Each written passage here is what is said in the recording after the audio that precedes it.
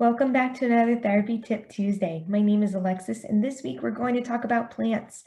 Many of us know the rhyme, April showers brings May flowers, but that doesn't mean you can't grow plants inside or have success growing plants outside. Using plants is a great way to expand your child's vocabulary, provide an opportunity to follow directions either during planting or with a watering schedule, and for our picky eaters, a discussion about where food comes from. Today I have with me snow peas. Snow peas are fast growing, which is great for little kids, and you end up having a fun snack at the end. Depending on what your child's goals are, will change how you approach this hands-on project. First, let's talk about multi-step directions. You will need a clear container, either an old plastic egg carton, a plastic jar, or a cup. This is mine. Hopefully you have it without plants in it already. Next, you're going to need some soil, you're going to need water, and of course, you're going to need your seeds. You can either prep your planting area for your child or target the multi-step direction goal by having them locate these items around your house. Next is assembly. Printing off directions on how to plant a plant or giving verbal directions are both a great way to enhance their listening and reading skills.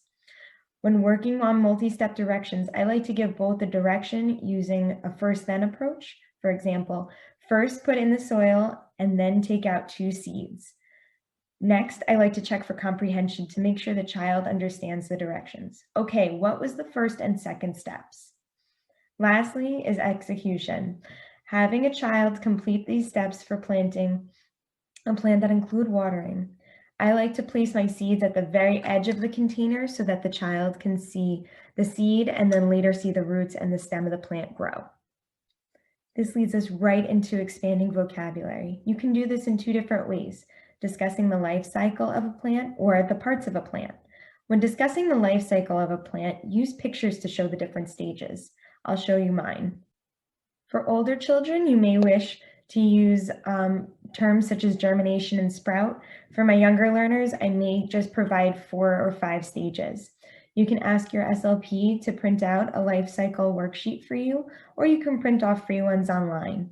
Have your child cut and paste the different stages into the life cycle using their new vocabulary words. If you've planted a live plant as it starts to grow, have your child identify which stage the plant is in.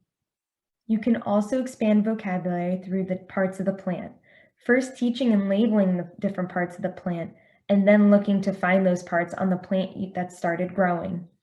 I like to have my kids create a plant journal. Once a week, they'll write down what they see and draw a picture. It's a great way to keep children engaged and continue to practice their vocabulary words and getting excited about nature.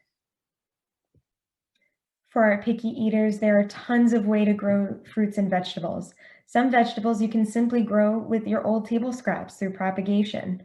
Once your fruit and vegetables are ready to be harvested, have your child remove the food from the plant. You can offer them 2 choices using the words "you can" to determine what to do with it. You can lick the fruit or you can bite the fruit. Or you can say something like, "we can try the fruit after we wash it," or "we can put it in a smoothie," and so on. I hope this gave you some fun ideas on how to use plants in a variety of different ways. Enjoy the rest of your day, and I'll see you next week.